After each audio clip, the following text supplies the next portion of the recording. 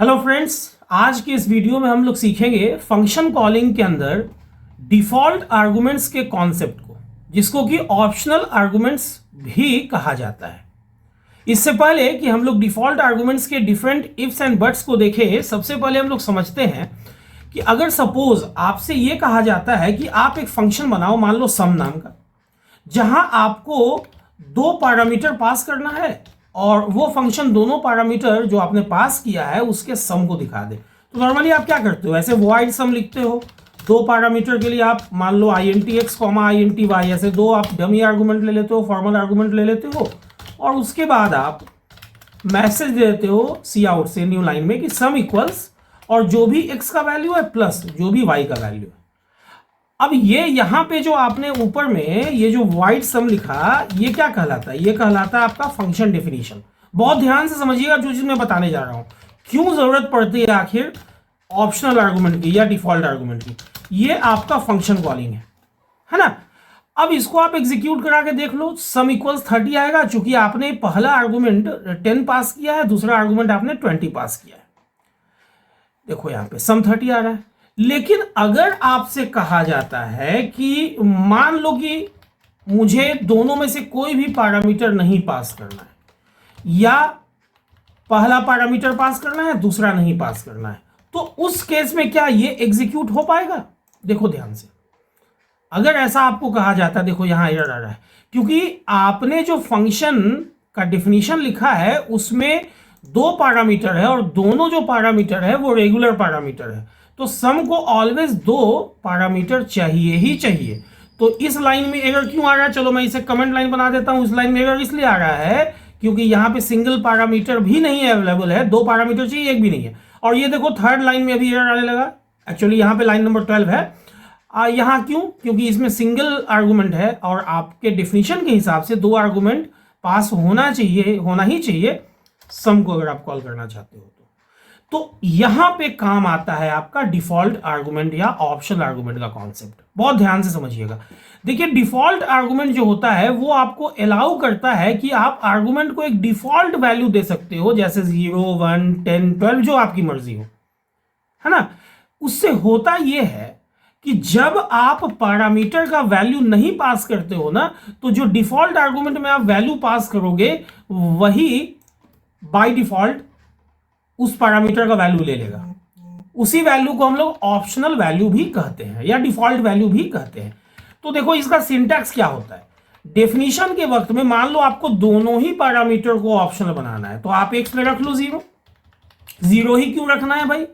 आप कुछ भी रख सकते हो, लेकिन मुझे सम निकालना है। तो अगर मैंने दोनों में 0 रख लिया, तो अगर मैं दोनों में से कोई भी पैरामीटर नहीं पास करूंगा तो x का वैल्यू ऑटोमेटिकली 0 हो जाएगा और y का वैल्यू भी 0 हो जाएगा। तो 0 + 0 क्या आ जाएगा? इसका आउटपुट। इसका आउटपुट आ जाएगा सम इक्वल्स 0। जहां आप दोनों पैरामीटर का वैल्यू पास करोगे वहां तो जो यहां से जो आपने वैल्यू दिया है 10, वो x के 0 को ओवरराइट कर देगा और 20 जो है वो y के 0 को ओवरराइट कर देगा, तो सम आ जाएगा 30। और यहां क्या होगा? यहां देखो पहला पैरामीटर का वैल्यू जो कि 10 है वो मैंने पास किया है, तो x का 0 ओवरराइट हो जाएगा 10 से। लेकिन चूंकि सेकंड पैरामीटर का वैल्यू मैंने नहीं पास किया है, तो y का वैल्यू 0 ही रहेगा और 10 + 0 10 हो जाएगा। तो आउटपुट में भी कोई फर्क नहीं पड़ेगा। देखो मैं एग्जीक्यूट करा के आप लोगों को दिखा देता हूं। चूंकि यहां पे देखो, यहां पे ध्यान से, अब मैंने स्लैशन नहीं यूज किया है, तो देखो सारे जगहों पे सेम लाइन में आ रहा है। आपको एक छोटा सा यहां पे स्लैशन लगा देना है, उसके बाद आप देखो तो नए लाइन में सम इक्वल्स आएगा। अब सवाल उठता है कि क्या यहां पे 0 ही डालना है? डिफॉल्ट आर्गुमेंट ये जो ऑप्शनल वैल्यू जो आप डाल रहे हो, देखो डालने को आप मान लो 100 डाल दो पहले वाले में और यहां पे आप डाल दो 50, तो फिर क्या होगा? तो जहां 0 आना था वहां 150 आ जाएगा। ये एक दिक्कत है। लेकिन अभी बहुत ध्यान से इस वीडियो को देखेंगे, मैं कुछ की पॉइंट्स बताऊंगा इसके बारे में। देखो जहां पे 0, जहां 30 आना था, मैंने दोनों पैरामीटर का वैल्यू पास किया था, वहां तो एग्जैक्ट रिजल्ट आ रहा है। लेकिन जहां 0 आना चाहिए था वहां 150 आ रहा है। क्यों? क्योंकि यहां पे जो मैंने डिफॉल्ट वैल्यू दिया है ना x के लिए और y के लिए, वो 0 नहीं दिया है, तो जो डिफॉल्ट वैल्यू है वही ले लेगा, है ना। लेकिन अब एक चीज और ध्यान दीजिएगा, यहां तक तो हम लोगों ने सीखा कि डिफॉल्ट पैरामीटर की जरूरत ही क्यों पड़ी और क्या सिंटैक्स होता है। लेकिन अब देखो कुछ की पॉइंट्स है। जैसे सबसे पहला की पॉइंट है कि डिफॉल्ट वैल्यू आपको स्पेसिफाई करना है फंक्शन के डिक्लेरेशन में, डेफिनेशन में नहीं। कब? जब डिक्लेरेशन कहीं आप कर रहे हो और डेफिनेशन कहीं और दे रहे हो। यहां पे मैं एक ही जगह पे मैं डिफाइन भी कर रहा हूं, मेरा कोई डिक्लेरेशन है नहीं, तो यहां पे जो काम चल गया। लेकिन देखो अभी मैं बताऊंगा अभी आने वाले समय में, थोड़ा सा वेट कीजिएगा। और एक चीज याद रखना है कि डिफॉल्ट आर्गुमेंट जो है ना वो always from right to left होना चाहिए। जैसे मान लो कि मुझे दोनों में से किसी एक पैरामीटर को डिफॉल्ट बनाना, मान लो मैं चाहता हूं कि x का वैल्यू सप्लाई हो, मतलब पहला पैरामीटर जो है ना वो ऑलवेज सप्लाई हो और दूसरा पैरामीटर अगर सप्लाई नहीं हो तो y में 0 चला जाए। तो देखो अगर मैं दोनों पैरामीटर का वैल्यू दूंगा तब तो ठीक है, x में 10 चला जाएगा, y में 20 चला जाएगा, 30 आ जाएगा। लेकिन ये यहां पे काम नहीं करेगा। क्यों नहीं काम करेगा? देखो मैं एग्जीक्यूट करा के दिखा देता हूं। क्योंकि पहला पैरामीटर आपका रेगुलर है ना। ऐसा आपने इसलिए लगा दिया कि भाई कम से कम एक पैरामीटर तो आप पास करो ही करो।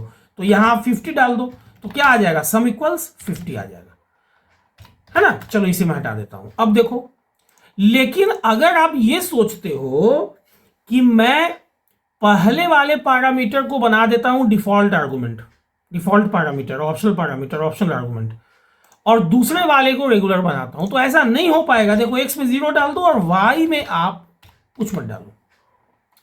इस केस में ये देखो कंपाइल टाइम एरर देगा। क्यों भाई? क्योंकि अभी मैंने बताया कि डिफॉल्ट आर्गुमेंट जो आप दोगे ना वो ऑलवेज राइट टू लेफ्ट होना चाहिए। एक बार आपका ऑप्शनल आर्गुमेंट शुरू हो जाएगा ना, जैसे कि x में आपने 0 दे दिया तो x आपका ऑप्शनल आर्गुमेंट हो गया, तो उसके बाद जितने भी आर्गुमेंट्स आएंगे, फिलहाल उसके बाद एक ही आर्गुमेंट आ रहा है, 2 3 4 5 10 20 50 भी आ सकता है, तो वो जो सारा आर्गुमेंट है ना वो ऑप्शनल ही होगा, डिफॉल्ट ही होगा। ये इंपॉर्टेंस रखता है, ठीक है। वही चीज मैंने 2.1 में लिख के रखा है कि पैरामीटर्स विदाउट डिफॉल्ट वैल्यू जो है ना वो must appear before those with default values, मतलब डिफॉल्ट पैरामीटर से पहले रेगुलर पैरामीटर आना चाहिए। अब यहां पे ये जो मैंने तीसरा पॉइंट, यहां पे मैंने जो पहला पॉइंट डिस्कस नहीं किया कि डिफॉल्ट वैल्यू जो है वो आप कहाँ डिक्लेरेशन में आपको लिखना है, डेफिनेशन में नहीं। तो इसके लिए हम लोग क्या करते हैं, बहुत ध्यान से समझिएगा। इसके लिए ये जो डेफिनेशन है ना, इस डेफिनेशन को हम लोग यहां से उठा के अलग कर लेते हैं, ठीक है। और चलो यहां पे हम लोग, ये अपना डेफिनेशन हो गया। और अगर मैं यहां डिक्लेयर कर रहा हूं, चलो मैं यहां लिखता हूं वाइड सम int। अच्छा, इसको सही भी कर लेता हूं, x को मैं बना लेता हूं रेगुलर और y को ऑप्शनल। ध्यान देना ये एरर देगा अभी। अब यहां पे डिक्लेयर तो मैं यहां कर रहा हूं, तो मान लो x में मैंने 0 रख लिया, नहीं x को रेगुलर बनाना है, ओके। और y में मैंने क्या रख लिया? अच्छा, ऐसा नहीं है कि x और y मैं a दे दूं और यहां अगर b दे दूं, b में 0, ओके, और सेमीकोलन। तो ये आपका हो गया प्रोटोटाइप डिक्लेरेशन, है ना। और ये आपका फंक्शन डेफिनेशन है। तो क्या ये रन करेगा? यहां पे देखो डिक्लेरेशन में भी मैंने डिफॉल्ट वैल्यू दिया है और डेफिनेशन में भी देखो मैंने डिफॉल्ट वैल्यू दे दिया है। तो क्या ये कंपाइल करेगा? देखो यही चीज मैं समझाना चाह रहा था आप लोगों को। देखो यहां पे एरर दे रहा है। अब बस छोटा सा चीज करना है, यहां पे आप यहां पर से वैल्यू हटा लो। अब आप इसको कंपाइल एंड रन करो तो देखो ये देखो आउटपुट सही आने लग गया, है ना। तो यही चीज मैं बता रहा था कि ऑलवेज याद रखना, अगर फंक्शन का डिक्लेरेशन कहीं एक जगह है और डेफिनेशन कहीं दूसरे जगह है, मतलब बोथ आर सेपरेटेड, दोनों अलग अलग जगह पे, तो डिक्लेरेशन में ही आपको डिफॉल्ट वैल्यू को देना है, स्पेसिफाई करना है, ठीक है। और ये चीज तो मैंने बता ही दिया कि रेगुलर के बाद ही आपका ऑप्शन आना है। जैसे यहां पे देखो int a comma int b equal 0 लिखना तो सही है, वैलिड है, लेकिन int a इक्वल 0 लिख दिया आपने, ये ऑप्शनल बन गया a, और उसके बाद आप b को रेगुलर बना रहे हो तो ये वैलिड नहीं है, ठीक है। अब यहां पे तो चलो हम लोगों ने देख लिया। सपोज हम लोगों से ऐसा कहा जाता है कि आप मल्टीप्लाई करने के लिए, अभी मैंने क्या किया है, सम के लिए मैंने निकाला। थोड़ा सा जब यहां तक आप लोग वीडियो में बने हुए हैं तो एक एग्जांपल और देख ले तो कॉन्सेप्ट बिल्कुल ही क्लियर हो जाएगा। जैसे मान लो कि मुझे कहा गया कि भाई मल्टीप्लाई मुझे करना है, मान लो 3 नंबर को, ठीक है, और कम से कम 1 नंबर तो मैं पास करूंगा, ओके, हो सकता है 2 नंबर भी पास करूं, चलो भाई, हो सकता है 3 नंबर भी मैं पास कर दूं, और मान लो हो सकता है 4 नंबर में मैं पास कर दूं, चलो 4 पैरामीटर तक, ये कम से कम 1 पैरामीटर तो पास होना है। अगर आप यहां पे फंक्शन कॉलिंग को देखो तो कम से कम तो 1 पैरामीटर पास हो ही रहा है।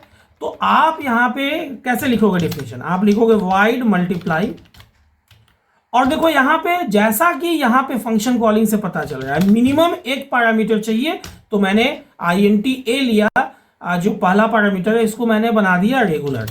इसके बाद जितना भी पैरामीटर है उसको मैं ऑप्शनल बनाऊंगा, और यहां गलती से भी 0 मत डालना। देखो मल्टीप्लीकेशन का काम हो रहा है, अगर 0 डाल देने से क्या होगा, मल्टीप्लाई होकर 0 हो जाएगा। यहां 1 ही डालना सही है, क्योंकि 1 एक ऐसा नंबर है ना जिसमें मल्टीप्लाई करने से रिजल्ट में कोई फर्क नहीं पड़ता है। और सपोज सी में भी 1 डाल दिया मैंने, कॉमा INT D, इसमें भी मैंने क्या डाल दिया, 1 डाल दिया। अब यहां पे मैं मैसेज दे देता हूं एक नए लाइन में, मल्टीप्लीकेशन इज, और यहां पे A into B into C into D, ठीक है। तो जब आप सिंगल पैरामीटर के साथ यहां पे कॉल कर रहे हो तो 10 कहां चला जा रहा है, A में, और उस केस में B, C और D ये इनिशियलाइज हो जा रहा है अपने डिफॉल्ट वैल्यू से 1 से। तो 10 इंटू 1 इंटू 1 इंटू 1 मल्टीप्लीकेशन यहां क्या आ जाएगा, 10 आ जाएगा।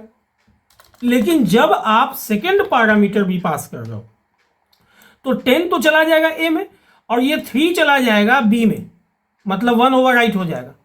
जब 3 पैरामीटर का वैल्यू पास करोगे तो ये 10 चला जाएगा A में, 56 जो कि सेकेंड पैरामीटर का वैल्यू है ये चला जाएगा B में, B का 1 ओवरराइट हो जाएगा। थर्ड पैरामीटर का वैल्यू जो कि आप यहां से 8 पास कर रहे हो ये C में चला जाएगा, C का 1 ओवरराइट हो जाएगा।